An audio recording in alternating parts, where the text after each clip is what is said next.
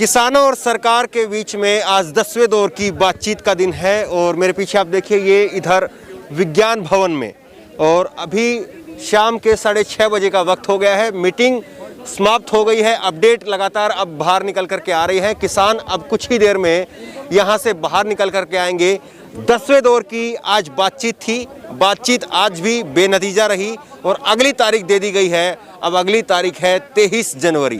23 जनवरी को फिर से बात होगी। हमारे साथ में जेबा है, झारखंड के जमशेदपुर से हैं, किसान प्रतिनिधि तो खेमे से हैं। किस तरह से देख रहे हैं, सरकार ने जो है अगली तारीख दे दी है 23 जनवरी की। जी हाँ, ये 10 दौर की बैठक आज खत्म हो गई है और 11वें की शुरू हो गई है, पर कोई हल नहीं निकला है क्योंकि किसान जो हैं उनका यही मांग है कि तीनों काला कानून को वापस किया जाए। कोई इसमें स्टे और किसी तरह का अमेंडमेंट नहीं चाहिए उन्हें। आज जो बड़ी खबर आ रही है, जो बड़ी अपडेट है वो ये है कि 2 साल के लिए सरकार जो है वो स्टे करने के लिए तैयार है। ये बड़ी डेवलपमेंट आज की है। हाँ जी, आज की है। चलिए, खुशी की बात है। आगे सरकार इसे वापस भी ले लेगी, हम ऐसा होप करते हैं। 2 साल के लिए अगर सरकार कह रही कि होल्ड पर है, 2 साल तक जो है कानून लागू नहीं होंगे, हम स्टे लगाने के लिए तैयार है, तब क्या दिक्कत है?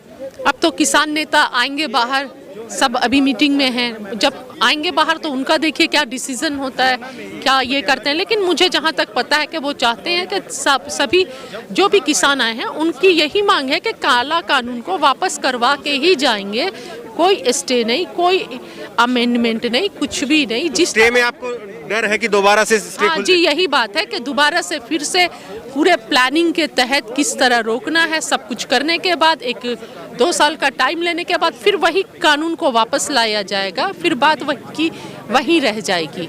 जिस बात के लिए इतना संघर्ष हो रहा है, इतने लोग शहीद हुए हैं, इतने बलिदान दिए हैं, फिर बात वहीं की वहीं रह जाएगी। स्टे के बाद फिर 2 साल के बाद फिर लेके आ जाएंगे। लेकिन जिस तरह से 26 जनवरी की परेड का ऐलान है, सुप्रीम कोर्ट ने भी आज साफ कर दिया है कि परेड के लिए जो है वो दिल्ली पुलिस किसानों से बात करे। सुप्रीम कोर्ट जो है इस पर कुछ फैसला नहीं देगा। तो आपको लग रहा है कि दिल्ली पुलिस जो है आप लोगों को अनुमति देगी या फिर जबरदस्ती जो है वो दिल्ली में घुसेंगे? कैसे रहेगा? देखिए आगे क्या होता है। मुझे तो नहीं लगता है कि दिल्ली पुलिस अनुमति देगी, लेकिन रोकने का भी कोई मतलब नहीं है। अगर दिल्ली में किसान आना चाहते हैं, परेड करना चाहते हैं तिरंगा झंडा को लेके, तो करने दिया जाए। आगे देखिए सरकार का क्या फैसला होता है, सरकार इस पर क्या करती है। और हम तो ये दुआ करेंगे, उससे पहले ही तीनों काला कानून को आज सरकार 2 साल के लिए स्टे कर रही है।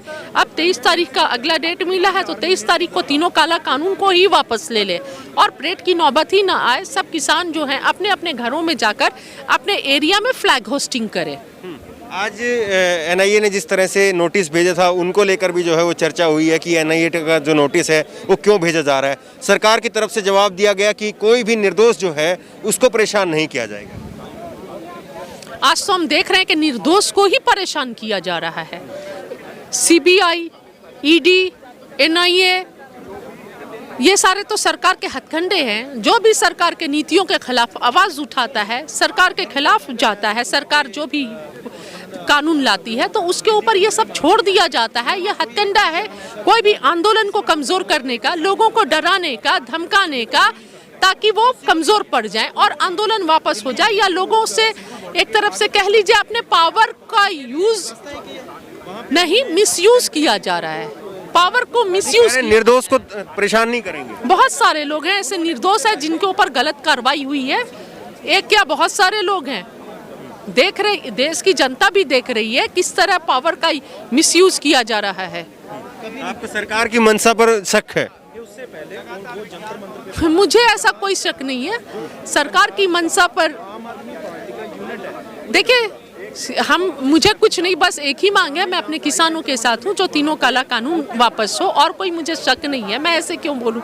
सरकार भी तो इसी देश की और इस देश की जनता ही ने तो उन्हें बनाया है और यही किसान तो उन्हें सत्ता दिए हैं, प्रधानमंत्री बनाए हैं। बहुत सारे किसान आते हैं ऐसे आंदोलन में जो बोलते हैं मैंने बीजेपी का वोटर था, मैंने बीजेपी को वोट दिया है और सोच कर दिया था कि बीजेपी आएगी तो किसानों के हक में कुछ करेगी, पर ये तो हमारे हकों को छीनकर, हमारे थालियों से हमारे निवाले को छीनकर पूंजीपतियों और उद्योगपतियों के थाली में डाल देना चाहती है। इस तरह किसान बोलते हैं।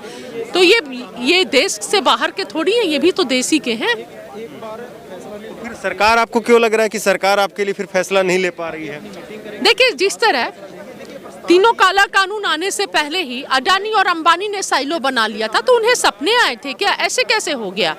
एक तरफ जहां पर पूरी देश कोरोना की मार झेल रही है, जूझ रही है और अर्थव्यवस्था की हालत खराब है, उस दूसरे तरफ साइलो बन जाता है, भंडारण की व्यवस्था कर ली जाती है, तो उन्हें कैसे पता था? यानी कहीं ना कहीं ये मिलीजुली भगत है।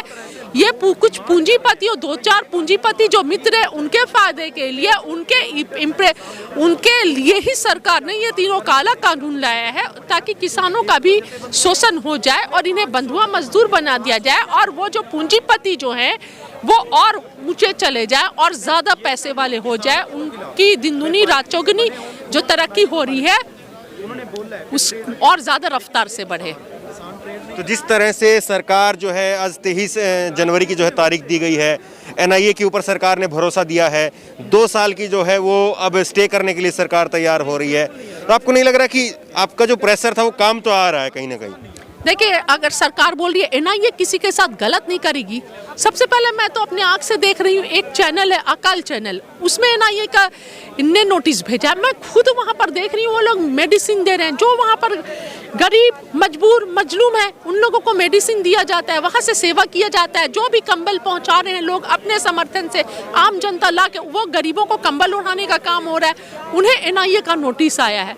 तो ये तो साफ साफ गलत है। जो एक मीडिया जो चला रही है, जो लोकतंत्र का चौथा स्तंभ है, जो अपने लोगों का, जो अपने देश की जनता के आवाज को निष्पक्ष भावना से उठा रही है, निष्पक्ष भाव से मैं ये बोली, बिना कोई डर के, उसको एनआईए के लिए से नोटिस दे दिया जाता है। एनआईए का नोटिस उन्हें क्यों नहीं भेजा जाता है जिनके व्हाट्सएप चैट से ये लीक हुआ है कि वो पुलवामा अटैक के बारे में जानते थे, बात कर रहे हैं, उनको क्यों नहीं भेजा जाता है?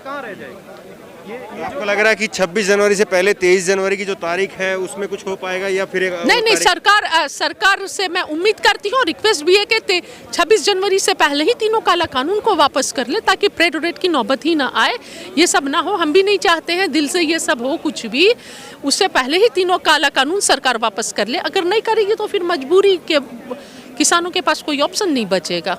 बड़ा सवाल यही है कि 26 जनवरी की परेड से पहले 23 जनवरी को एक दोबारा से तारीख होगी, 11वें दौर की फिर से जो है मीटिंग होगी, लेकिन उसमें भी कुछ निकल पाएगा या फिर दोबारा से 27, 28 या 30 जनवरी की जो है वो तारीख दे दी जाएगी और इसी तरह से 12वें दौर की फिर से बातचीत होगी। सवाल यही है, लेकिन आज सरकार ने ये जरूर कहा है कि 2 साल के लिए वो इन कानूनों के ऊपर स्टे लगाने के लिए तैयार है। ये आज की मीटिंग की सबसे बड़ी डेवलपमेंट है। इस खबर को अभी लाइक करें, शेयर करें, अभी चैनल को सब्सक्राइब करें और घंटी जरूर दबाएं। इस खबर को अभी लाइक करें, शेयर करें, अभी चैनल को सब्सक्राइब करें।